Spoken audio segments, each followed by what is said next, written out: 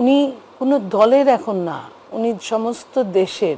একজন মায়ের প্রতি একজন ছেলের যে মনস্তাত্ত্বিক চাপ, এটা এটা এটা কিন্তু ওই স্ট্যাটাসটা রিফ্লেক্ট করছিল।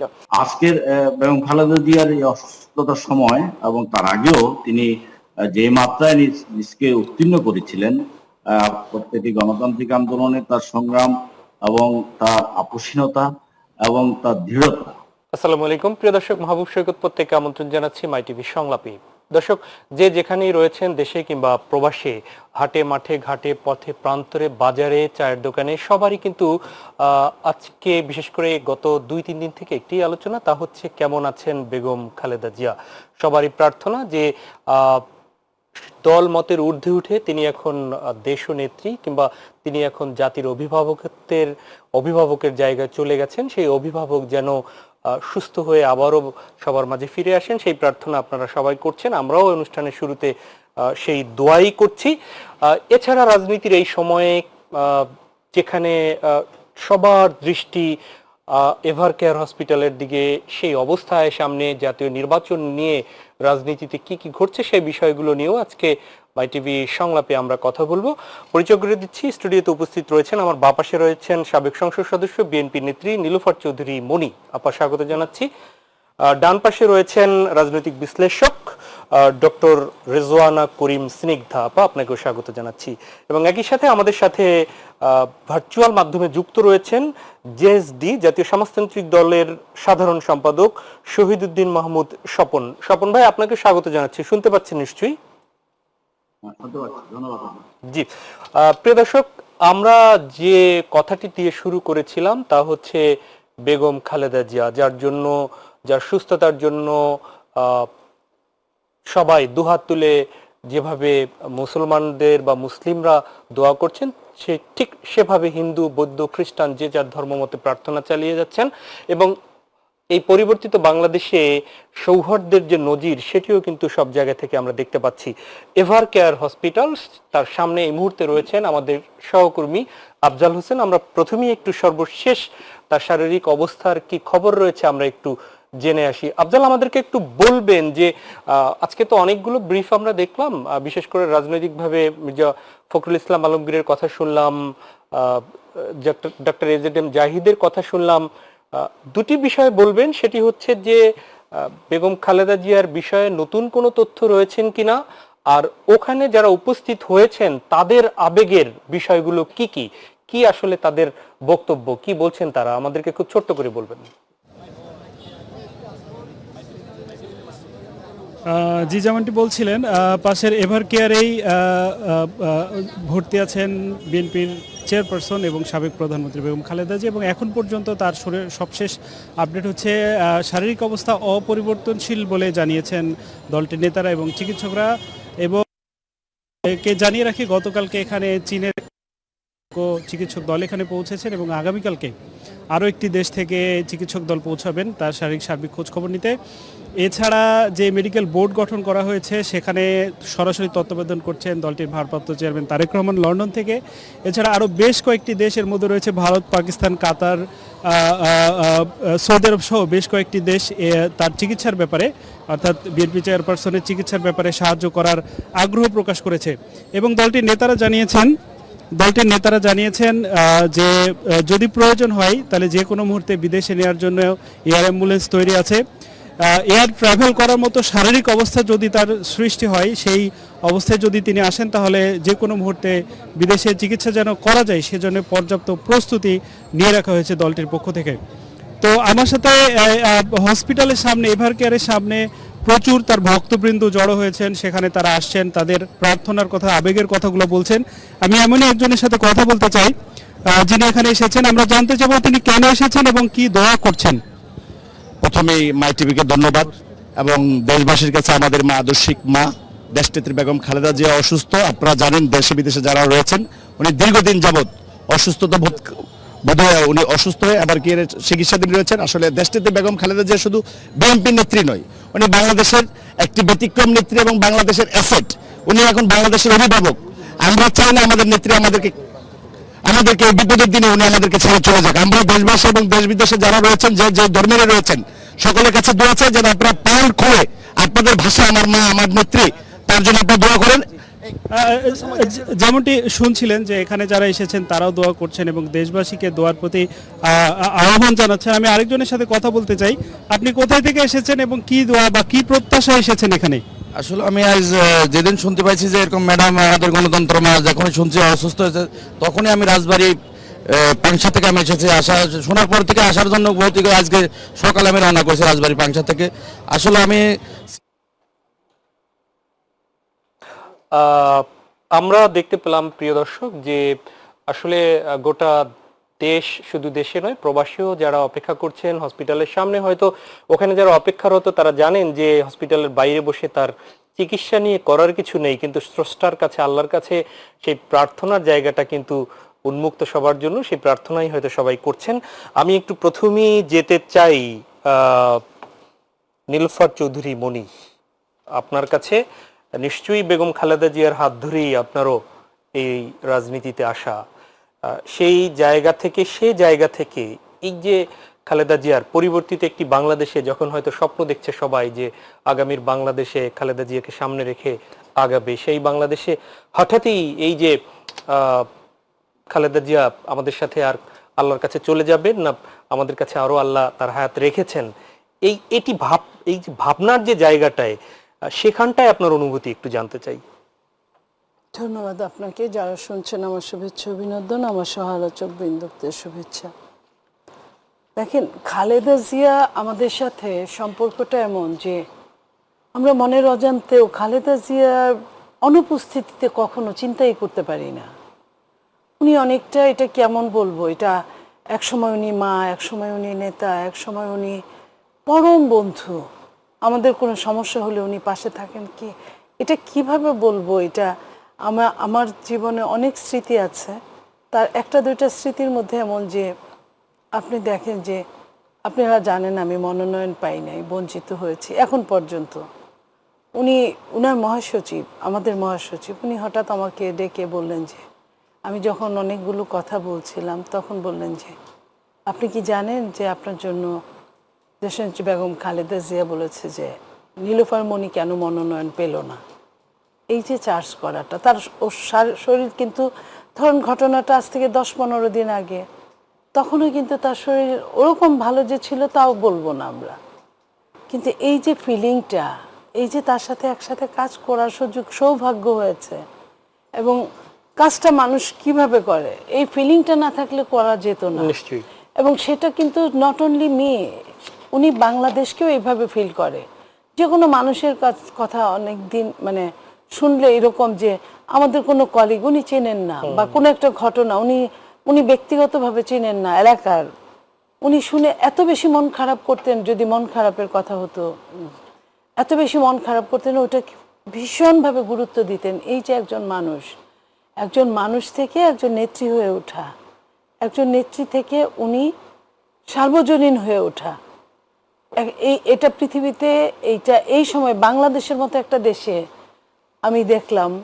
এটা আমার অনেক বড় স্বস্তি, অনেক বড় শান্তি যে আমি যাকে নেতা মানি, আমি যার সাথে কাজ করি, উনি কোনো দলের এখন না, উনি সমস্ত দেশের প্রত্যেকটা মানুষ, যে কোনো দল থেকে হোক, যে কোনো জায়গা থেকে হোক, ওনাকে যে ফিল করছে। এবং সরকার প্রধান থেকে শুরু করে সরকারের বিভিন্ন হ্যান্ডস, আপনার রাষ্ট্রের প্রধান থেকে শুরু করে রাষ্ট্রের নিম্ন পর্যন্ত মানুষগুলো যে ফিলিংটা, আমি বলবো যে এটা সাধারণ মাপের কোনো মানুষের জন্য এটা হয় না।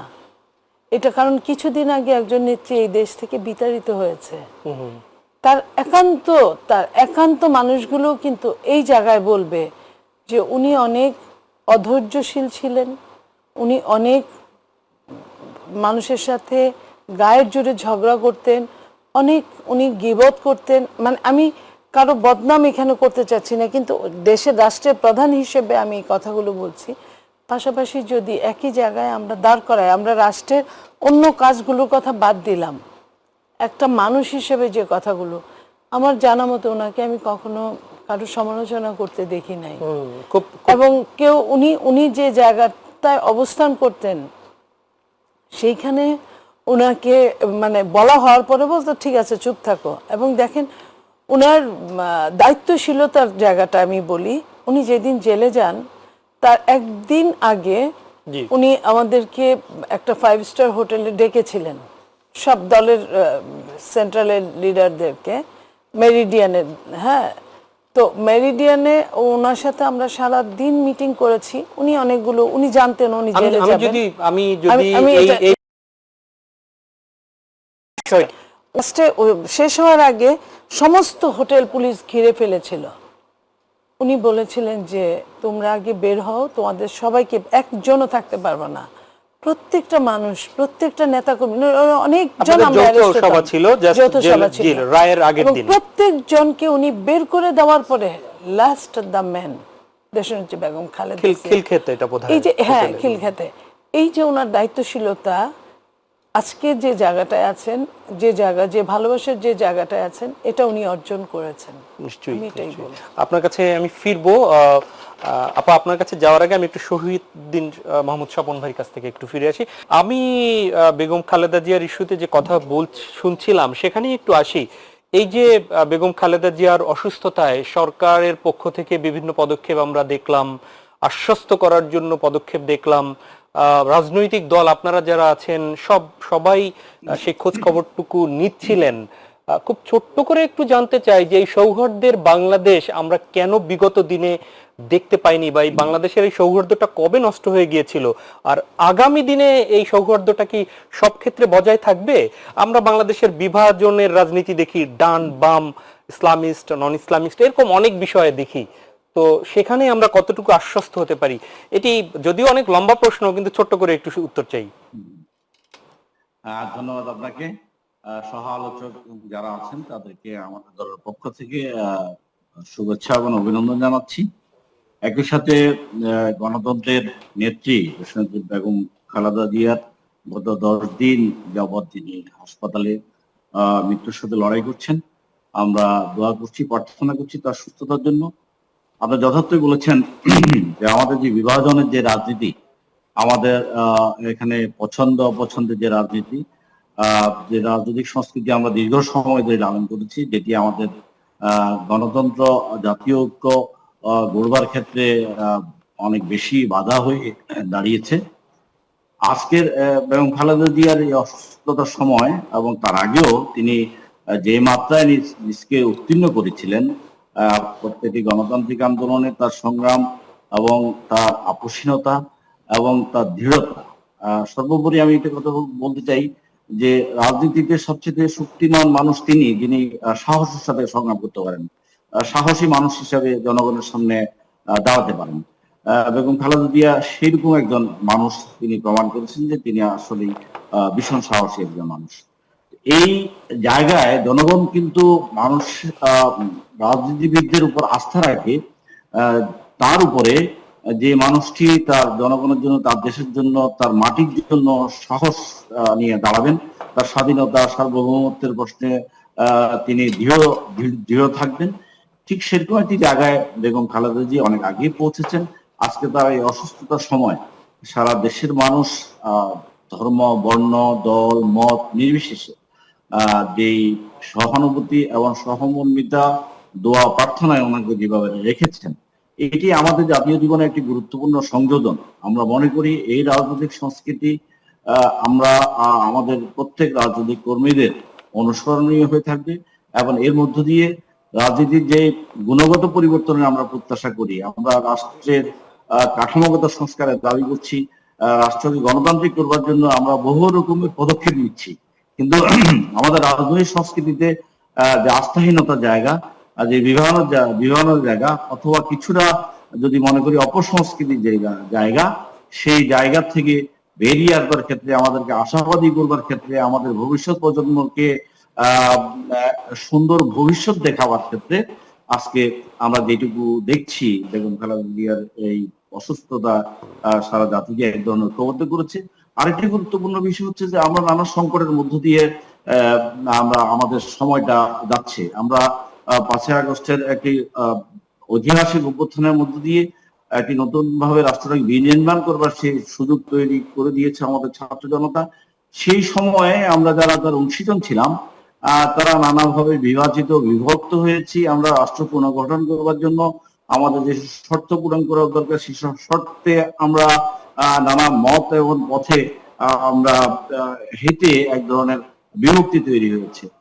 এই সময়টাতে এই সংকট উত্তরণে এবং একটি গণতান্ত্রিক প্রক্রিয়ায় ফিরবার ক্ষেত্রে বেগম খালেদা জিয়া পুরা জাতির একটা অভিভাবকত্বের যে জায়গাটা ওনার কাঁধে বর্তাত, এবং উনি সুস্থ হয়ে ফিরে আসলে আমরা আশা করছি, প্রার্থনা করছি যে এই সমস্ত বিভাজনকে দূরীভূত করে জাতীয় স্বার্থে একটা ঐক্যবদ্ধ প্রয়াস তৈরি করবা এবং যথার্থভাবে গণতন্ত্রের পথে, রাষ্ট্র পুনর্গঠনের ক্ষেত্রে, সংস্কারের পথে তিনি তার ভূমিকা অনন্য হয়ে থাকতো।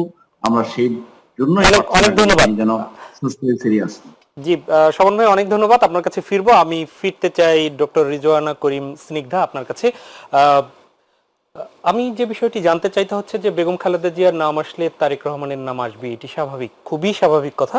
সেক্ষেত্রে তারেক রহমানের আশা নিয়ে নানা কথা আমরা শুনতে পাচ্ছি। আপনার কাছে আমার যে জিজ্ঞাসাটা কিংবা আপনাদের পর্যবেক্ষণের যে জায়গাটা, তার স্ট্যাটাস নিয়েও অনেক আলোচনা হচ্ছে। আসলে একক সিদ্ধান্ত বা সিদ্ধান্ত তিনি কেন নিতে পারছেন না? আজকে যদিও তিনি বলেছেন এবং মির্জা ফখরুল ইসলাম আলমগীরও সেখানে জানিয়েছেন, যদি তার অবস্থা পরিবর্তন না হয়, এই অবস্থায় থাকে, ভালো না হয়, তাহলে তিনি আসবেন এবং পর্যবেক্ষণের উপর ডিপেন্ড করবে, নির্ভর করবে যে তারেক রহমান আসবেন কি না। মানে জায়গাটা কোথায়, আসলে শঙ্কার জায়গাটা কোথায়, আপনার কাছে কি মনে হয়? আর ইতিমধ্যেই এটি একটু আরো শুনতে চাই। আপনাকে ধন্যবাদ। আপনি আমাকে যে প্রশ্নটা করেছেন এর উত্তরটা আমি যেটাই দিব সেটা খুব হাইপোথেটিক্যাল, কারণ এটা তো খুব হাইলি অফিসিয়াল, কারণ এখানে অনেক রাগ ঢাক অনেক কিছু হচ্ছে। প্রথম কথা হচ্ছে এইরকম একটা পরিস্থিতিতে আপনার টুডে অর টুমোরো বিএনপির মতো একটি রাজনৈতিক দল পড়তই, এটা খুব গুরুত্বপূর্ণ বোঝাটা। কেন বলছি? কারণ আপনি দেখবেন যে এই বেগম খালেদা জিয়া অসুস্থ হবার আগেও কিন্তু বারংবার একটা দেশের জনগণ এত বড় একটি দলের নেতা কবে আসবেন এটা নিয়ে বারংবার প্রশ্ন করেছে। যতদূর আবার মনে পড়ে যে বিবিসিতেও এই প্রশ্নটা ওনাকে করা হয়েছিল এবং তিনি বলেছিলেন অতি শীঘ্রই। তো আমরা বুঝি যে রাজনৈতিক জায়গাটা থেকে উনি এটা পরিষ্কার বা খোলাসা করতেন না, কিন্তু এটা ধরে নেওয়া হয়েছিল যে নভেম্বরে বোধহয় উনি আসছেন। সকলেই ধরে নিয়েছে, কিন্তু ব্যাপারটা কি জানেন? ব্যাপারটা হচ্ছে যে এখানে আমি যখন তারেক রহমানের স্ট্যাটাসটা দেখেছি, ওই স্ট্যাটাসটা আমার কাছে মনে হচ্ছে ওটা ভীষণ রকমের মনস্তাত্ত্বিক চাপ একজন মায়ের প্রতি, একজন ছেলের যে মনস্তাত্ত্বিক চাপ, এটা এটা এটা কিন্তু ওই স্ট্যাটাসটা রিফ্লেক্ট করছিল। কারণ এই যে অদৃশ্য শক্তির কথা বলেছে, যে বাস্তবতার কথা বলেছেন, এটা এর আগেও ছিল, কিন্তু উনি সেক্ষেত্রে পলিটিক্যাল অ্যান্সার পলিটিক্যালি দিয়েছিলেন।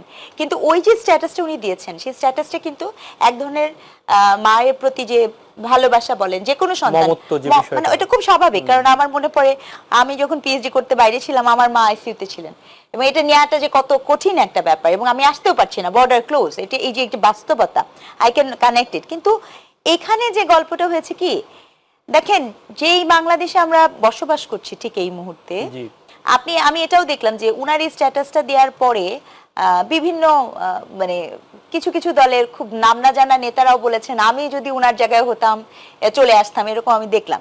কিন্তু আসলে জনাব তারেক রহমান আর তিনি তো সমান বাস্তবতায় নেই।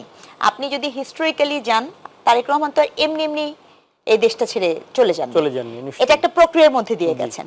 এবং আমরা যারা রাজনীতিকে ফলো করি সেখানে আমরা জানি 111 এর ইস্যুসগুলো আমরা জানি, যে সেখানে কি হয়েছে, এখানে কি ধরনের প্ল্যান ছিল, প্রক্রিয়া ছিল, সেই ইস্যুস আমাদের কাছে খুব পরিষ্কার। তারেক রহমানের পাসপোর্ট সংক্রান্ত কিছু জটিলতা আছে, যেটা আমি মনে করি চাইলেই হয়তোবা সমাধান করা সম্ভব এবং খুব দ্রুততার সাথে সম্ভব। যদিও এখন ট্রাভেল পাসের কথা বলা হচ্ছে, কিন্তু আমি আসলে আমি যদি ওই জায়গাটায় থাকতাম বা করতাম বা ওনাদের দলের সাথে থাকতাম, আমি কখনোই ট্রাভেল পাসের কথা বলতাম না। এই সময়ে এসে ট্রাভেল পাসের বক্তব্যটা একটা ভীষণ রকমের রাজনৈতিক ফাঁদ। আমি এটা একটু রাষ্ট্রের পক্ষ থেকে বলা হয়েছে যে হ্যাঁ তিনি চাননি, চাইলে দিয়ে দিবেন। রাষ্ট্রের পক্ষ থেকে কি চাননি বলেছে? ট্রাভেল পাস চাইলে দিয়ে দিবে। এখন আপনি আমাকে বলেন যে জনাব তারেক রহমানের আসার জন্য আমরা যেভাবে তাকে দেখি, একটি দলের, উনি যেহেতু শুধু দলের না, এটা একটা খুব গুরুত্বপূর্ণ। এই মুহূর্তে পলিটিক্যাল যে আনস্টেবিলিটির কারণে বাংলাদেশের এমন অনেক মানুষ আছে যিনি হয়তোবা বিএনপি সমর্থন করেন না। ঠিক যেমন আপনি দেখছেন খালেদা জিয়ার কেসে হচ্ছে যে তাদের হয়তো ডিফারেন্ট আইডেন্টিটি, কিন্তু they have a very soft corner, কারণ এই মানুষটি একটা জায়গা আছে। তো এই মুহূর্তে কিন্তু বাংলাদেশে এমন অনেক মানুষ আছে যারা হয়তোবা এই দলটি করেন না, কিন্তু তিনিও মনে মনে ভাবছেন যে জনাব তারেক রহমান আসলে একটা ভিন্ন জায়গাতে আসতে আবহাওয়া তৈরি হতে পারে। তো এই শুভাকাঙ্ক্ষাটা কিন্তু তার প্রতি আছে। তাহলে সেই দলের যিনি এত প্রধান, সে কেন যখন ট্রাভেল পাসের কথা বলছে, আমি একজন রাজনৈতিক বিশ্লেষক হিসেবে বলেন, শিক্ষক হিসেবে বলেন, নাগরিক হিসেবে বলেন, তখন তো আমার মনে ওই সন্দেহ আরো দানা বাঁধবে। তার মানে ওনার কাছে যদি পাসপোর্ট নেই তাহলে উনি আসবেন না, কারণ আমার হিসাব মতে নির্বাচনের তো আর 2 মাসের সময় নেই, বাকি নেই। তাহলে 2 মাসের মধ্যে যেই নেতা আসবেন তিনি ট্রাভেল পাস নিয়ে কেন আসবেন? এটা খুব গুরুত্বপূর্ণ প্রশ্ন। আবার তারেক রহমান যখন এই পোস্টটি দিলেন, আমি খুবই বিচলিত হয়েছি যে দেখবেন যে পোস্টটি দিয়ে মনে হয় 1 ঘন্টা পার হতে পারে নাই, রাষ্ট্রপক্ষ থেকে বলা হলো কোনো ধরনের শঙ্কা নেই। রাষ্ট্রপক্ষ এরকম এত প্রম্পট কথা আমরা অনেক গুরুত্বপূর্ণ ক্ষেত্রে আসলে বলতে শুনি নাই। আবার আমাদের স্বরাষ্ট্র উপদেষ্টা বললেন কারো জীবনের কোনো নিরাপত্তা নাই, যদিও নিরাপত্তার শঙ্কা নেই, নিরাপত্তার কোনো শঙ্কা নেই, যদিও আমাদের মতো সাধারণ মানুষের জীবনে নিরাপত্তার শঙ্কা আছে বলে আমরা মনে করি, বাট বাস্তবতা উনারা এটা বলছেন। এটিও আমার কাছে খুব সন্দেহজনক মনে হচ্ছে যে কি হেতু কারণে এরকম একটি সেনসিটিভ মোমেন্টে এই বক্তব্যগুলো দিয়ে আসলে কি কোনো ধরনের শঙ্কাকে উস্কে দেওয়ার চেষ্টা আছে কিনা। কারণ আপনি দেখবেন এই যে রাজনৈতিক সমীকরণ, আমি এটা বলতে চাই কোনো এক অদ্ভুত কারণে এটা পজিটিভলি বলছি, গত বেশ কয়েকদিন বিএনপির প্রতিটা স্টেপ কিন্তু খুবই ম্যাচিউর এবং কচ্ছপ গতিতে আগানো, হুইচ ইজ গুড, এটা ভালো। মানে উনি, আপনি যদি তাকে দেখেন তার নির্বাচনের জায়গাতে, সে যে বলছে যে এমন কিছু বলছে না, বলেনি, আমাদের চোখে পড়েনি যেটা অসম্ভব, অবাস্তব, যেটা অন্যান্য দলের এরকম অনেক কথা বলছে, এটা ভালো। কেন কচ্ছপ গতি সেটাও আমরা বুঝতে পারি, কারণ হচ্ছে আপনি একটা অদায়িত্বসুলভ কথা বলতে পারেন না, এভাবে রাজনীতি হয় না। এটা যে একটা বড় দল, ম্যাচিউর দল, এটা বোঝা যায়। কিন্তু এই যে মোমেন্টটা, আমি কিন্তু সত্যিকার অর্থে যদি জনাব তারেক রহমান অতিমাত্রার পলিটিশিয়ান হতেন, উনি এই স্ট্যাটাসটা দিতেন না। এই স্ট্যাটাসটা উনি ওই যে মার প্রতি যে আবেগ, ভালোবাসা স্কিপ করে যেতেন। উনি যেভাবে আছেন উনি সেভাবেই থাকতেন, পাচ্ছিলেন না।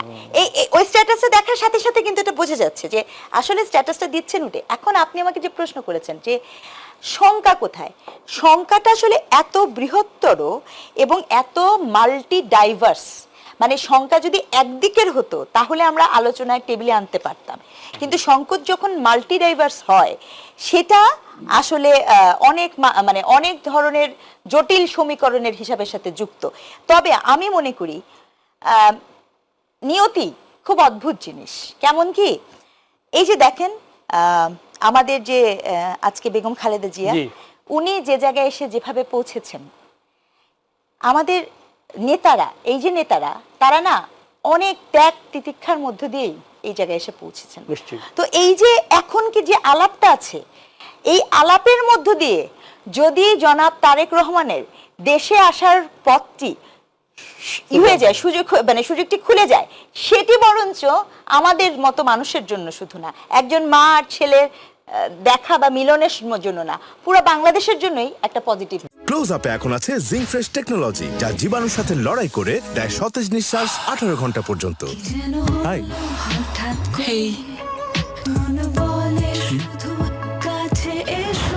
তোমার টিকিট, আর এটা তোমার। ক্লোজ আপ 18 ঘন্টা সতেজ নিঃশ্বাস। 100% পিওর গোট মিল্ক এক্সট্রাক্টে নিওর dew fresh spot whitening cleanser, deeper লেয়ারে জেন্টাল ক্লেন্সিং দেয় কমপ্লিট গ্লো আর অ্যান্টি এজিং সুরক্ষা। নিওর। রিয়েল টাইমে টাকা জমা দিন আপনার সুবিধা মতো সময়ে ডাচ বাংলা ব্যাংকের সিআরএম এ। আপনার কার্ডটি সিআরএম মেশিনে প্রবেশ করান, পিন দিন, মেনু থেকে ক্যাশ ডিপোজিট সিলেক্ট করুন, সিআরএম ট্রেতে টাকা রাখুন, টাকার পরিমাণ মিলিয়ে কনফার্ম করুন, জমা সম্পূর্ণ হবে এবং আপনি মোবাইলে পেয়ে যাবেন confirmation SMS. Dutch Bangla bank, আপনার বিশ্বস্ত সহযোগী। দোষী সাধারণ ডিটারজেন্ট, তাই কাপড়কে বাঁচাতে ব্যবহার করুন কালার এক্সপার্ট, জর্জ স্যাপ এবং মাইল্ড অন হ্যান্ডস টেকনোলজি সমৃদ্ধ অরিক্স ক্রিস্টাল ওয়াশ, আপনার লন্ড্রি এক্সপার্ট। বাছাইকৃত কাঁচামাল ও স্বয়ংক্রিয় ইউরোপিয়ান মেশিনে হাতের স্পর্শ ছাড়া তৈরি হয় অল টাইম পান। তাই নিশ্চিন্তে নিন অল টাইম বাটার পান, অল টাইম হেলদি লাইফ। গরমে স্বস্তি পেতে ঘরে নিয়ে আসুন মার্সেল ইনভার্টার এসি, যা 70% পর্যন্ত বিদ্যুৎ সাশ্রয়ী। Marcel air conditioner. গ্রিস্টার তুলসী পাতা মশার কয়েল যে কোনো জীবাণুবাহী মশাকে নিমেষেই বিতাড়িত করতে নিয়ে এলো আরো অধিক শক্তি, প্রাকৃতিক ও আধুনিকতার ছোঁয়া। তুলসী পাতা মশার কয়েল, গ্রিস্টার কেমিক্যাল কোম্পানি। নকল ও প্রতারক হতে সাবধান।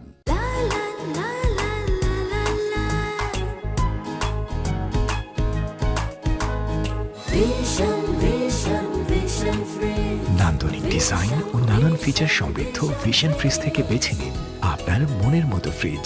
ভিশন রেফ্রিজারেটর, সব সময় সতেজ খাবার।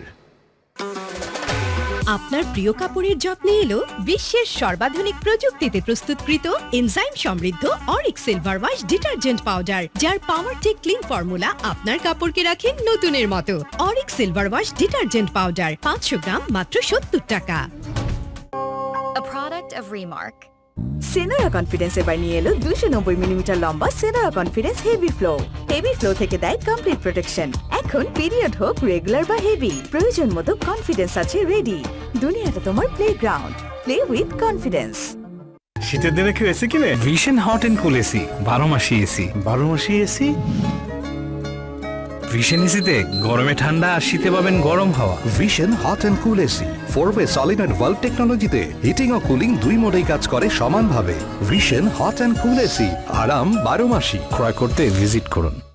রিয়েল টাইমে টাকা জমা দিন আপনার সুবিধা মতো সময়ে। ডাচ বাংলা ব্যাংকের সিআরএম এ আপনার কার্ডটি সিআরএম মেশিনে প্রবেশ করান, পিন দিন। মেনু থেকে ক্যাশ ডিপোজিট সিলেক্ট করুন। সিআরএম ট্রেতে টাকা রাখুন, টাকার পরিমাণ মিলিয়ে কনফার্ম করুন। জমা সম্পূর্ণ হবে এবং আপনি মোবাইলে পেয়ে যাবেন confirmation SMS. Dutch Bangla bank, আপনার বিশ্বস্ত সহযোগী। Life at the treat, moments করো sweet, খুশি ছড়ানো রে তো সময়, চকলেটের সাথে করো মন জয়। Life at the treat, moments করো sweet। চকলেট আর মিল্কের দুর্দান্ত কম্বিনেশনে ট্রিট, সব মোমেন্টই হয়ে যাবে একদম সুইট। স্বস্তির সবুজ হাওয়া, সবুজ হাওয়া উপরে তাকা। ওয়ালটন বিএলডিসি সিলিং ফ্যান চলে মাত্র 35 ওয়াটে। অ্যাডভান্স ইনভার্টার টেকনোলজিতে তৈরি সর্বোচ্চ বিদ্যুৎ সাশ্রয়ী ফ্যান, খরচ বাঁচে 65% পর্যন্ত। ওয়ালটন বিএলডিসি ফ্যান ছড়ায় স্বস্তির সবুজ হাওয়া। আমরাই নাম্বার 1, আপনি বললেই হলো নাকি? আমরাই নাম্বার 1। নাম্বার 1 হচ্ছে Meril petroleum jelly. Vitamin C, vitamin C, vitamin C. আমার ঘরে আপনার ঘরে বাংলাদেশের ঘরে ঘরে নাম্বার 1 কি? Vitamin C. Now 4-in-1 face wash, niacinamide ও স্যালিসাইলিক সমৃদ্ধ লিলি ফেস ওয়াশ, যা ফেসের ডেড স্কিন সেল দূর করে দেয় দ্বিগুণ faster brightening. Lily face wash, remark.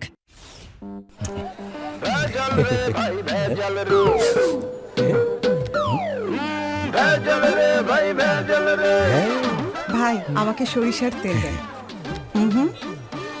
প্রাণ সরিষার তেল। এই যে আমাকেও প্রাণ সরিষার তেল দিন। বাছাইকৃত লাল সরিষার দানা থেকে অত্যাধুনিক কোল্ড প্রেস মেশিনে তৈরি হয় প্রাণ সরিষার তেল। আসল ঝাঁঝে, আসল স্বাদে। 72 ঘন্টা ময়েশ্চার লক সমৃদ্ধ লিলি বডি ওয়াশ, শিয়া বাটারের গুডনেস স্কিন রিপেয়ার করে রাখে সফট ও গ্লোয়িং, ছড়িয়ে দেয় long lasting fragrance. Lily body wash, secret to ultimate glow, a product of Remark. Wonder, wonder layer cake. Bite, wonder, wonder layer cake. Wonder layer cake, বাইটে বাইটে wonder.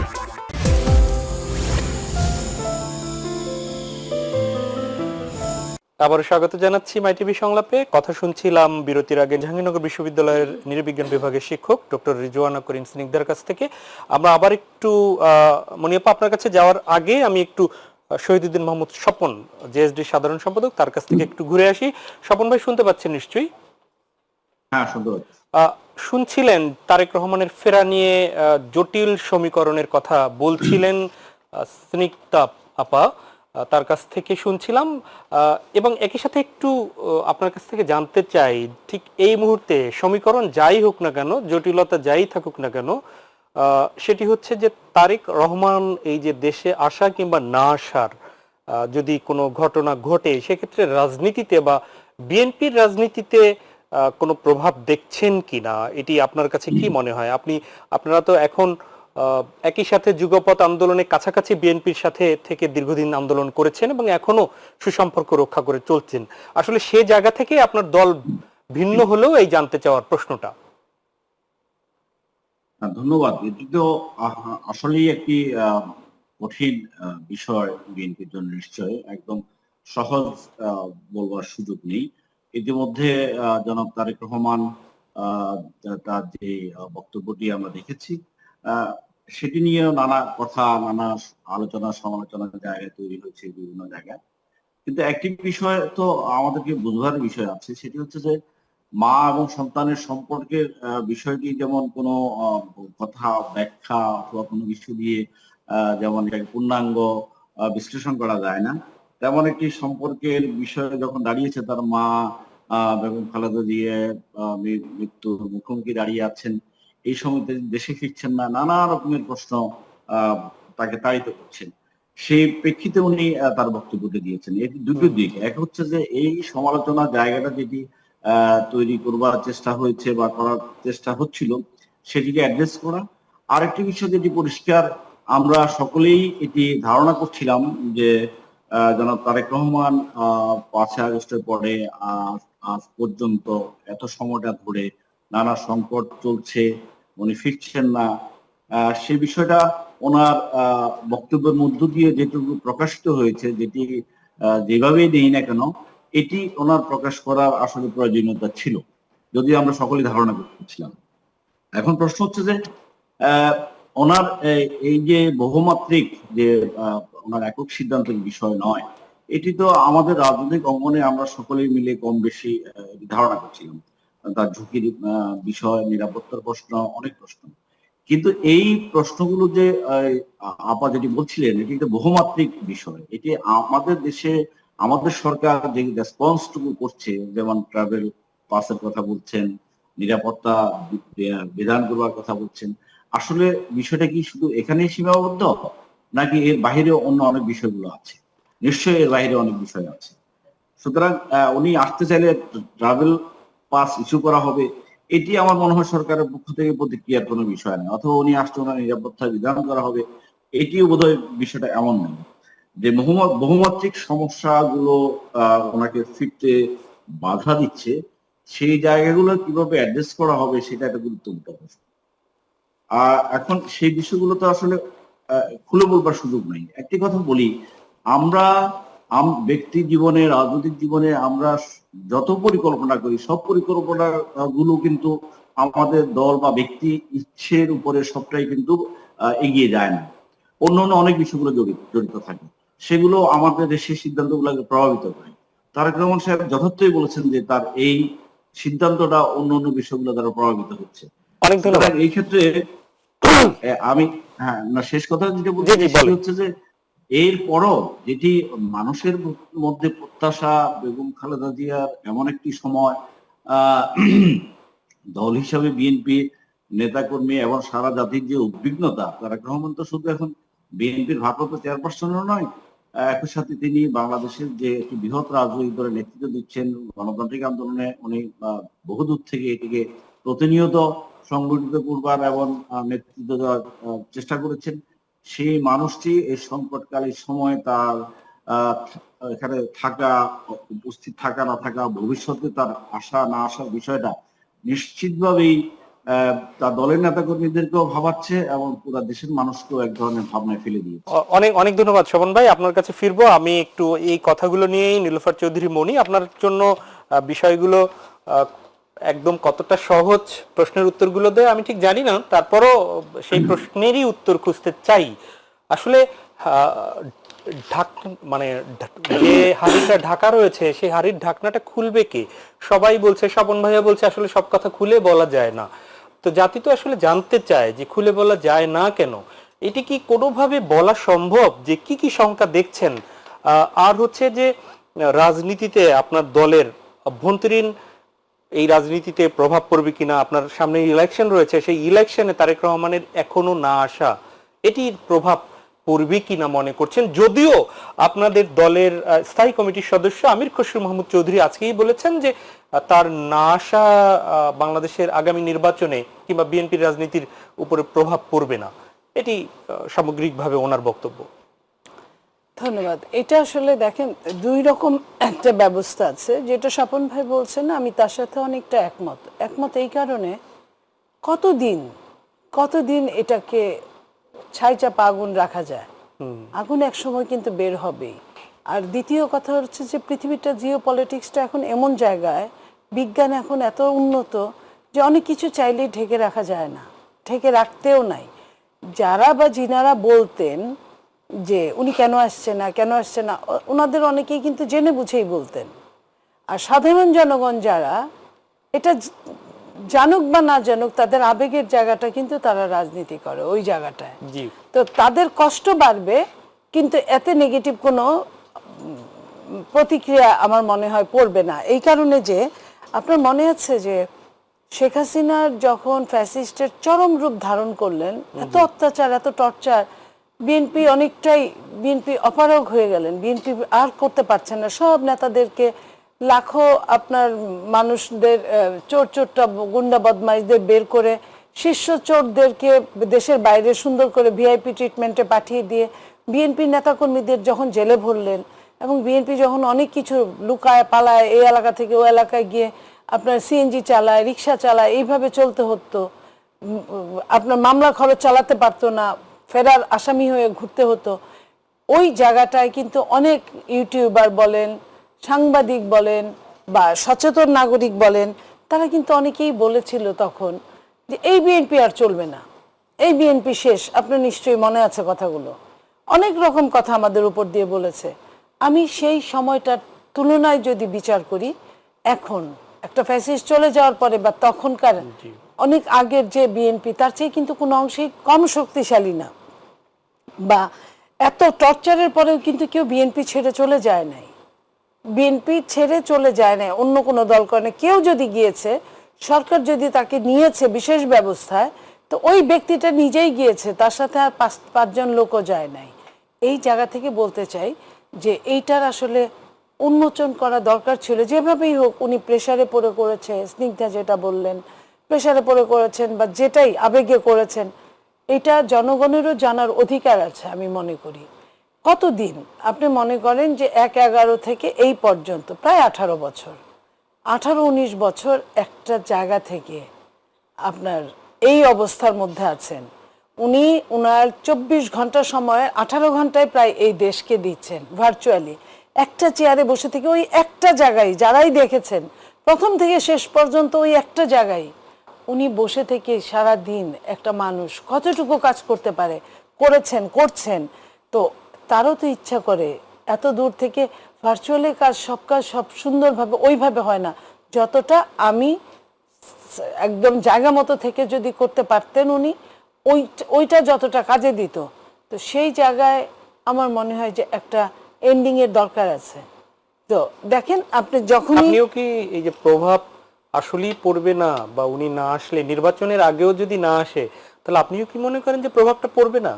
কারণ হচ্ছে ম্যাডামের শারীরিক যে বা বেগম খালেদা জিয়ার শারীরিক যে অবস্থা, আমরা সবাই দোয়া করি তিনি ফিরে আসুন, কিন্তু তারও তো অনেকদিন সেই মাঠে গিয়ে ভোট চাওয়ার সেই অবস্থাটা। আমি ওই প্রভাবটাকে দুই ভাগে ভাগ করতে চাই। যে প্রভাবটার কথা আপনি বোঝাতে চাইছেন, সেই প্রভাবটা লেভেল প্লেইং ফিল্ড যদি থাকে, এই সরকার যদি ওই ফিল্ডটা সৃষ্টি করতে পারে, তাহলে আমি মনে করি যে পড়বে না।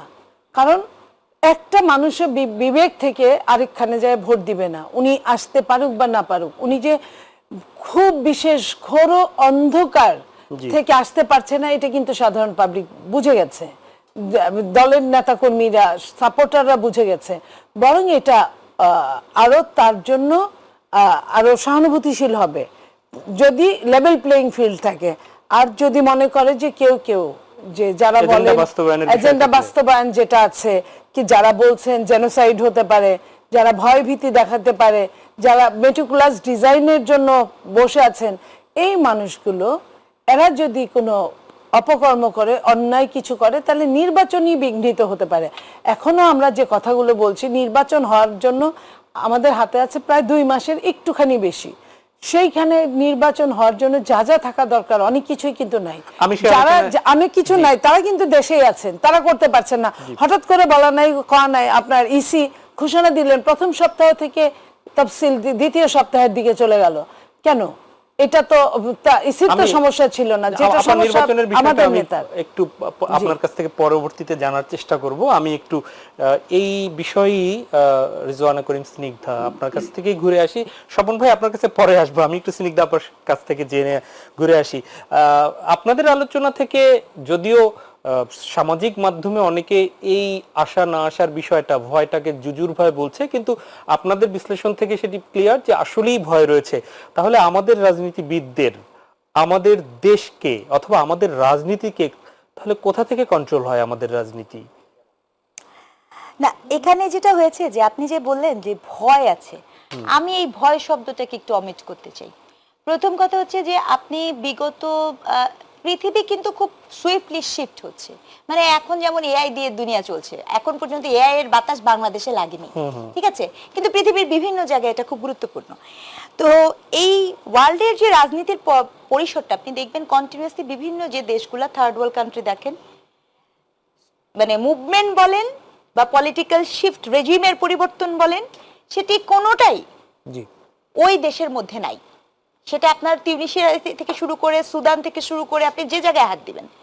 তো বাংলাদেশের যে অভ্যন্তরীণ রাজনীতি, সেই রাজনীতি 2008-এর সময়কালীন এর পরবর্তী যে সময়টা, সেই সময় থেকেই ধরেন 2013-এর যে রাজনীতি দেশের অভ্যন্তরীণ হাতের মধ্যে ছিল, উত্তর হচ্ছে না, ছিল না। 18-তে ছিল না, ছিল না। 24-এ ছিল না, ছিল না।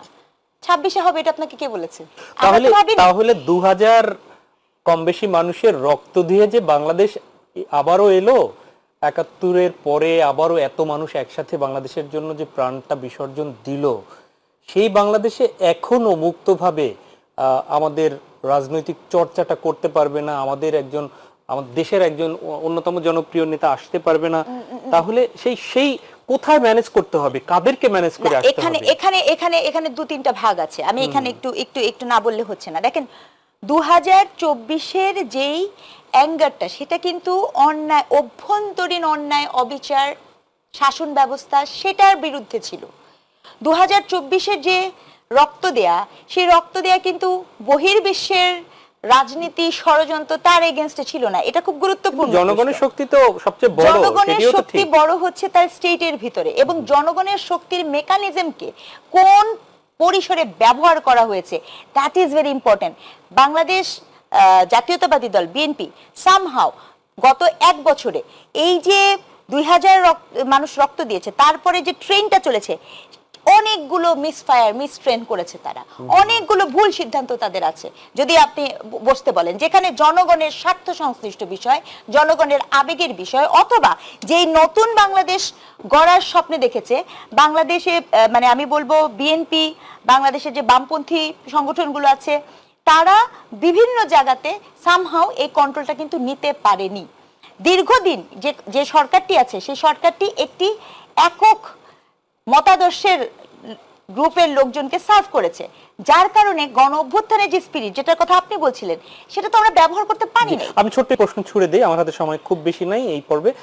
যদি এখন ম্যানেজ করতে হয়, তাহলে কোন দল যদি জনগণের ভোটেও ম্যান্ডেট নিয়ে রাষ্ট্র পরিচালনার দায়িত্বে যায়, তাহলে ওই দেশ কিংবা দল কিংবা গোষ্ঠী যাদের কারণে এই সীমাবদ্ধতা তৈরি হয়েছে, তাদের রাষ্ট্র পরিচালনার দায়িত্বে যাওয়ার পরও তো তাদের কথা তাহলে শুনতে হবে। সেটি ওভারকাম কিভাবে হবে? আমি আপনাকে এই বিষয়ে গ্যারান্টি দিয়ে বলতে পারি, পৃথিবীতে কোন রাষ্ট্রে, যেটা আমি বলেছি, কোন রাষ্ট্র এখন একক বলে চলে না। তার একটা কোরাম লাগে, পলিটিক্যাল কোরাম, তাহলে জিওপলিটিক্যাল কোরাম। বিএনপি কি সেই কোরাম অর্জন করতে পারেনি That সেই can be আস্থার a question. জায়গায়? That can be a question. Also, আমি একটা কথা বলতে চাই, এই যে এই মুহূর্তে বিএনপির এই না আশা এগুলো কোনো ইস্যুস না। ইস্যুস কি জানেন? ইস্যুস হচ্ছে যে প্রক্রিয়ার মধ্যে দিয়ে গিয়েছে, সিস্টেমেটিক অপারেশন করা হয়েছে। আমরা নতুন করে তো -2 -4 এর ফর্মুলা আবিষ্কার করছি না। এখানে আপনার শুধু ইন্টারনাল না, এক্সটার্নাল না, ইন্টারনাল ফোর্স আছে, ডিপ স্টেট পলিটিক্স আছে। এতগুলো ইস্যুকে আমি তো বলবো BNP got a very good chance যে এখন যে বেগম খালেদা জিয়ার অসুস্থতা, কারণ কি emotion is a very different thing. এটা it could be change maker. এখন তারা এটাকে ব্যবহার করতে পারবে কিনা, দ্যাট ইজ দ্য কোশ্চেন। আমরা কথা শুনছিলাম রাজনীতির এই সময় নিয়ে, বেগম খালেদা জিয়ার শারীরিক অবস্থা, তারেক রহমানের দেশে ফেরা না ফেরা নিয়ে। আবারও ফিরছি নীলোফার চৌধুরী মনি, বিএনপি নেত্রী, সাবেক সংসদ সদস্য। আপনার কাছে অনেকগুলো প্রশ্ন জমা হয়ে গেছে। যে প্রশ্নটি আসলো সেটি হচ্ছে যে তাহলে এই যে সেই ৭১-এ আমরা দেশ স্বাধীন করলাম, যদিও আপা বলেছে জিও পলিটিক্যাল সিচুয়েশনে এখন কেউ সবার সাথে সবাই এঙ্গেজ, আমরা আসলে আমাদের দায়বদ্ধতা, আমাদের সীমাবদ্ধতা কিংবা বাংলাদেশকে ধরে আছে কিংবা খামচে আছে, যেটাই বলেন না কেন, কারা আসলে, কাদের কারণে আমাদের ফ্রি মুভমেন্ট আমাদের নেতা নেত্রীরা করতে পারছে না, আমরা আমাদের মতো করে রাষ্ট্র পরিচালনা করতে পারছি না বা পারবো না, আর আগামীতে রাষ্ট্র পরিচালনায় গেলে সেটিও যে পারবে সেই নিশ্চয়তা না, সেটাও পারবে না যেই আসুক না কেন। আমি বলি বাংলাদেশকে আমি মাঝে মাঝে বলি যে গরিবের সুন্দরী কন্যা, এটা সবার জন্য ভাবি। তো এই অবস্থার মধ্যে আছে বাংলাদেশ স্বীকার করে নিচ্ছেন না, এটা সহজভাবে স্বীকার না, এটা এই মুহূর্তের জন্য ইউনিভার্সাল ট্রুথ। এই কারণে বলছি যে জিওগ্রাফিক্যাল যে অবস্থাটা বাংলাদেশে, যেদিন মনে করেন যে বার্মা অ্যাক্ট হয়েছে ওই দিন বাংলাদেশ চেক, আমরা দাবা খেলি না যে রাজা চেক, ওইখানে চেক পড়ে গেছে। আপনার এইখানে আমাদের তিন পাশে হচ্ছে আমাদের প্রতিবেশী রাষ্ট্র এবং বিশাল বড় রাষ্ট্র, তাদের একটা স্টেটের সমান আমাদের দেশটা, তো তাদের চোখ আছে।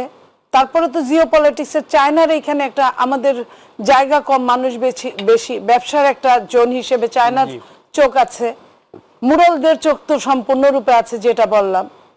এইটার জন্য যেই আসুক না কেন, এইখানে মনে করা হয় যত দুর্বল সরকার হবে তাদের জন্য তত ভালো হবে, তাদের যে কোনো জিনিস নিয়ে নেওয়ার জন্য তত ভালো হবে। আপনি দেখেন, প্রমাণ দেই, ফ্যাসিস্ট হাসিনার যেদিন আপনার রায় হলো, আমি সেই দিনই কিন্তু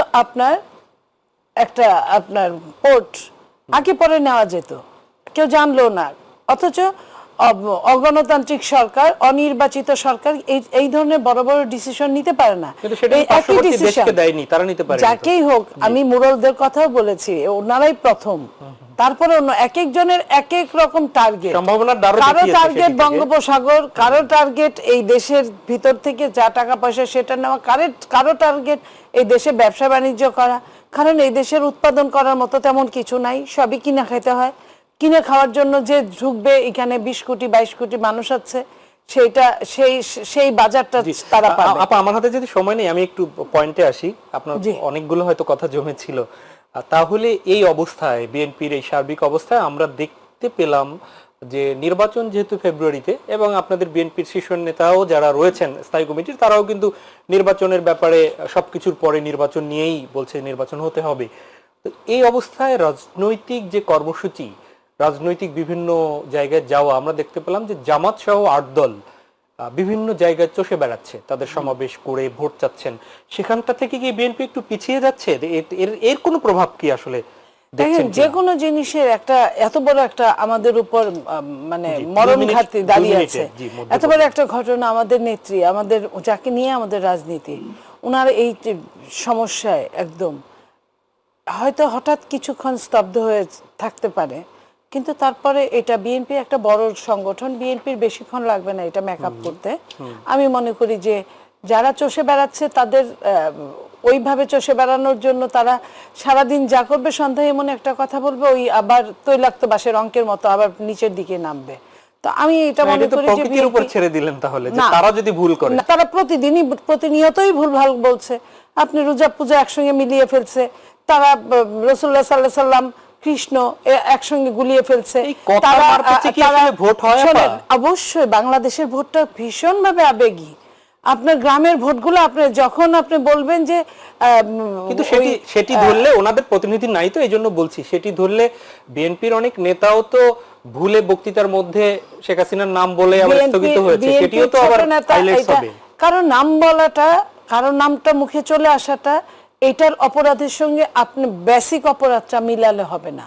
আপনি বেহেশতের টিকিট দিয়ে বিক্রি করছেন, আপনি এটা আপনার জন্য বুমেরাং হয়ে যেতে পারে।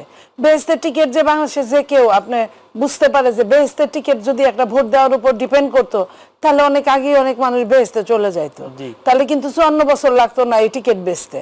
তো এরকম অনেকগুলো কাজ আছে যেগুলা তাদের জন্যই তারা যথেষ্ট, তাদের জন্য অন্য কারো দরকার পড়বে না, এবং বিএনপি তার এই সমস্যাটা কাটিয়ে উঠতে পারবে আল্লাহ। অনেক ধন্যবাদ। আমি একটু যেতে চাই শহীদুদ্দিন মাহমুদ স্বপন ভাই আপনার কাছে, সেটি হচ্ছে যে আপনাদের জোট কিংবা মহাজোট এই যে এটি নিয়ে আসলে কতদূর আগালো, আপনারা কি ভাবছেন বিএনপির সাথে আপনাদের সমঝোতা কিংবা জোট আসন ভাগাভাগি এটি কতদূর হচ্ছে? 18তে আপনিও ইলেকশন করেছিলেন আমার যতটুকু মনে পড়ে, ধানের শীষেরই প্রতীক নিয়ে। এখন কি অবস্থা, ভাগাভাগি কতটুকু হলো? আমি এই প্রশ্নে যাওয়ার আগে জনাব তারেক, আমি কিন্তু সময় দিতে খুবই কম পারবো, সব মিলে হয়তো 2-3 মিনিট সংক্ষেপে বলছি। আমি এটি একজন রাজনৈতিক কর্মী হিসাবে কখনোই বলবো না যে বোকার মতো করে আমি ঝুঁকি নিব অথবা কোনো কিছু বিবেচনা না করেই ঝুঁকি নিব, কিন্তু একই সাথে রাজনীতিতে সাহসের কোনো বিকল্প নেই। ম্যাডাম খালেদা জিয়া আজকে বাংলাদেশের রাজনীতিতে যেখানে আছেন, উনি কিন্তু ওনার সাহসের জায়গাটা প্রমাণ করেছেন যে উনি একজন সাহসী মানুষ, সাহসী নেত্রী। সেই জায়গাটাও বিবেচনা করে দেখবার বিষয়। আমাদের দেশের ভেতরের ঝুঁকি এবং আমার দেশের বাইরের ঝুঁকি যদি বিবেচনায় আমরা নেই, তাহলে এই বিষয়ে সিদ্ধান্ত নেওয়ার বিষয় কিন্তু অনেক কিছু বিবেচনায় আছে। আর যেটি বলছেন আপনি, আমরা বিএনপির সাথে যুগপৎ আন্দোলনে ছিলাম, আমরা কিন্তু জোটভুক্ত দল নই। আমরা গণতন্ত্র মঞ্চ, বিএনপি সহ অনেকগুলা রাজনৈতিক দল এবং জোট মিলিয়ে আমরা এই গণতান্ত্রিক আন্দোলন করেছি। সুতরাং জোটবদ্ধ হয়ে নির্বাচনে যাওয়ার কোনো বিষয় নাই। হ্যাঁ, কিন্তু আপনাদের জোটের মধ্যে থেকে যে রাষ্ট্র সংস্কার আন্দোলন ইতিমধ্যেই কিন্তু পদত্যাগ করেছে, এটি কেন নিজের জোট তো ধরে রাখা গেল না? গণতন্ত্র মঞ্চের থেকে রাষ্ট্র সংস্কার আন্দোলন নামক সংগঠনটি ইতিমধ্যে বেরিয়ে গেছেন। তারা মনে করছেন যে গণতন্ত্র মঞ্চ 5ই আগস্ট পরবর্তী সময় সংস্কারের রাজনীতিটাকে যেখানে প্রাইম করার যেভাবে দরকার, যেটুকু ভিজুয়াল করা দরকার, সেটা সেই ক্ষেত্রে ততটা দক্ষতার সাথে সেটা করতে পারেনি। সেই জন্য তাদের একটা নিজস্ব দৃষ্টিভঙ্গি আছে। আমি যে কথা বলছিলাম, ভোটের প্রশ্ন যেটি আনছেন আপনি, সেটি হচ্ছে যে বিএনপির সাথে বিএনপির পক্ষ থেকে গণতন্ত্র মঞ্চকে আলোচনার আহ্বান জানানো হয়েছিল এবং আমরা আলোচনাও করেছি। সেটি হচ্ছে যে আসন সমঝোতার প্রশ্ন নিয়ে আলোচনার বিষয় আছে, জোটগত নির্বাচনের কোনো বিষয় নেই। সুতরাং এই প্রশ্নে এখন যে অবস্থা দাঁড়িয়ে আছি আমরা, এটি খুব স্বস্তিদায়ক, এটি বলবার কোনো সুযোগ নেই। আমাদের মঞ্চগতভাবে আমরা নির্বাচনের প্রস্তুতি নিচ্ছি, একই সাথে শরিক দলগুলো প্রত্যেকেই তার যার জায়গা থেকে তাদের নির্বাচনী প্রস্তুতি নিচ্ছে। যেমন আমরা আমাদের দলের পক্ষ থেকে ইতিমধ্যে 170টি আসনের প্রার্থীরা ঘোষণা করেছি। এর সাথে সাথে গণতন্ত্র মঞ্চ এবং বিএনপির সাথে আসন সমঝোতার বিষয় যদি আলোচনা এগোয়, সেটিও খোলা থাকছে। এনসিপির সাথেও আপনাদের একটা সমঝোতার কথা শোনা যাচ্ছিল, আপনারাও সে আলোচনায় যেতে চাচ্ছিলেন। একটু যদি 1 মিনিটে বলেন, আমি এর বেশি সময় দিতে পারবো না। জি, আমরা তো এই রাষ্ট্র সংস্কারের প্রশ্নে যখন ফ্যাসিস্ট বিরোধী লড়াই করছিলাম, তখনই কিন্তু শাসক এবং শাসন ব্যবস্থা বদলাবার লড়াইটা করেছি। জুলাই অভ্যুত্থানের মধ্য দিয়ে শাসক পালিয়েছে, কিন্তু শাসন ব্যবস্থাটা বিদ্যমান। যেই আমরা কথা বলা যে শাসন ব্যবস্থার ভেতরে চলছে দীর্ঘ সময় ধরে, এবং ফ্যাসিস্ট উৎপাদনের কারখানা যেটাকে মনে করি আজকের যে প্রচলিত ব্যবস্থাপনা, সেটিকে মূলোৎপাটন করবার জন্য আমরা সেই লড়াই জারি করেছিলাম। 5ই আগস্ট পরে সেটি আরো বেশি ভিজুয়াল হয়েছে, আরো বেশি দৃশ্যমান, আরো বেশি আকাঙ্ক্ষা, জনগণের অভিপ্রায় পরিণত হয়েছিল। সেই কাজটি করবার ক্ষেত্রে আমরা এই যে লড়াইটা করছিলাম, সেই লড়াইটাকেই আমরা জারি রাখতে চাই। আমরা মনে করি বাংলাদেশের জনগণের আগামী নির্বাচন সেটি শুধু ক্ষমতা পালাবদলের নির্বাচন নয়, সেটি যেন ক্ষমতার গুণগত রূপান্তরের একটা নির্বাচন হয়, রাষ্ট্র ব্যবস্থা সংস্কারের নির্বাচন হয়। সেই লক্ষ্যে আমরা আমাদের পক্ষ থেকে যতটুকু সম্ভব সেই দাবিটা তুলবার চেষ্টা করছি। এবং ইতিমধ্যে আপনারা দেখেছেন যে রাষ্ট্র পুনর্গঠনের জন্য যে রাষ্ট্র কাঠামো সংস্কারের দাবি, সেই দাবিতে আমরা সকলে অংশগ্রহণ করেছি, কিন্তু আমরা যখন কথা বলছি তখনই কিন্তু অনেকে এটাকে অপ্রাসঙ্গিক করবার চেষ্টা করেছি। ওকে, আমরা স্বপন বারবার ভাই এটা আরেকদিন বলি, কথা শুনবো। আমরা শেষ জি, কথা এক লাইনে বলছি, আমরা শেষ কথাটা বলতে চাই এইভাবে যে একটি নির্বাচনের যে আকাঙ্ক্ষা আমাদের ভেতরে সেটি আমরা সকলে চাচ্ছি, এবং কিন্তু নির্বাচন শুধু একটা নির্বাচনের মধ্যে দিয়ে গণতান্ত্রিক যে কাঠামোর যে পুনর্বিন্যাস দরকার, যে বিশ্ব পুনর্গঠনের যে আকাঙ্ক্ষা, যে প্রতিষ্ঠানগুলো গড়ে তোলার দরকার, সেটি শুধু নির্বাচনের মধ্য দিয়েই দরকার, সেই কাজগুলো করবার আছে। সেই দাবিটা যতটুকু অর্জিত হয় এই নির্বাচনের মধ্য দিয়ে গণতান্ত্রিক সংস্কারের ভিত্তিটা রচিত হবে, এটা আমরা বিশ্বাস করি। কিন্তু এই গণতন্ত্রের সংস্কারের যে লড়াইটা, সেই লড়াইটা আরো দীর্ঘ, সেই লড়াইটা সকলে মিলে আমরা করতে। অনেক ধন্যবাদ। আমাদেরও প্রত্যাশাতেই আমি একটু আপনার কাছে আসছি, তা হচ্ছে যে জোট মহাজোট এইখানে বিএনপির সাথে যারা ছিলেন তাদের দেখলেন যে তার মধ্যে একটা হচ্ছে জেএসডি বললেন যে স্বস্তিতে নেই শরিকদের এই আসন ভাগাভাগির বিষয়গুলো নিয়ে। সেক্ষেত্রে জামাত কিন্তু 8 দলকে নিয়ে চষে বেড়াচ্ছেন তো, এবং জামাতের আমির সহ শীর্ষ নেতারা আগামীতে রাষ্ট্র পরিচালনায় গেলে কি কি করবেন সেগুলোও বলছেন। তো আপনি কি জামাত কিংবা ইসলামী আন্দোলন সহ 8 দলকে, সেখানে ইতিমধ্যেই বিএনপির সাথে ছিলেন এরকম একটি দুটি দলও গিয়েছে, শফিউল আলম প্রধানের দলও গিয়েছে, তাদের কি আসলে জনসমর্থন এতটা পর্যায়ে দেখছেন যে রাষ্ট্র পরিচালনায় যাওয়ার মতো তারা ভোট পেতে পারেন বা আসন সংখ্যা? আসলে কি ওই যে খুব ছোট্ট করে উত্তর দিতে হবে। গ্রামে একটা ছোট প্রবাদ আছে যে ঝড়ে বক মরে ফকিরের কেরামতি বাড়ে। হ্যাঁ, তো ব্যাপারটা কিরকম যে ধরেন ঠিক এই মুহূর্তে বাংলাদেশে তো একটা গুরুত্বপূর্ণ সংকট তৈরি হচ্ছে, সেটার নাম হচ্ছে বিরোধী দল কে হবে। এটা কিন্তু গুরুত্বপূর্ণ সংকট। আমি মনে করি এই মুহূর্তে বাংলাদেশে যত পলিটিক্যাল সংকট, এটার মূল এজেন্ডা কিন্তু এটা না যে ক্ষমতায় কে আসবে, ক্ষমতায় বিরোধী দলটা কে হবে, এই আলাপটা হচ্ছে খুবই গুরুত্বপূর্ণ। এই যে জোটের কথা বলছেন, দেখেন এটা আমার মনে হয় যারা মোটামুটি রাজনীতি বোঝেন, বিএনপি জোটে কেন যাবে ঠিক এই মুহূর্তে এটা আমি আসলে নিজেও জানি না। মানে এটা কিন্তু কারোর মাথাতেই আসছে না। বিএনপি জোটে কখন যায়? যখন যে দলটি এখন নাই, আওয়ামী লীগের মতো যে দলটি ছিলেন, সেই দলের যখন আসে তখন তার জোটের প্রয়োজন হয়। ঠিক এই মুহূর্তে বিএনপির মতো একটি দলের কোনো জোটের কোনো প্রয়োজন নেই। তাহলে এটি কি তার যে যারা বন্ধু ছিল তাদের প্রতি বিশ্বাসের জায়গাটা চির ধরবে না? বিগত যে 17 বছর এখানে যেটা রাজনীতি ইজ ভেরি ডিফারেন্ট থিং। তো আপনি আওয়ামী লীগ যখন ছিল তখন সে ওই যে জাতীয় পার্টিকে বসাতো না বিরোধী দলে। আপনি যে বলছেন যে ব্যাপারটা যে আমি ক্ষমতায় গেলেই যে ক্ষমতায়িত হই, এটা তো বাংলাদেশের রাজনীতি নয়। তো বাস্তবতাটা হচ্ছে যে এখানে কোন মাত্রার রাজনীতিটা হবে, বিএনপি বরঞ্চ তাদের শরিকের মধ্যে থেকে যাদেরকে এখনো রেখেছেন সেটি যতটা না আপনার ক্ষমতায় টিকে থাকার জন্য, বা আপনি যেটা বলছেন বিশ্বস্ততা অবিশ্বস্ত, এটার জন্য না, এটার জন্য যে তারও তো এটাকে চালাতে হবে। যদি এসে থাকে, যদি নির্বাচন হয়, 5টা বছর তো আসতে হবে।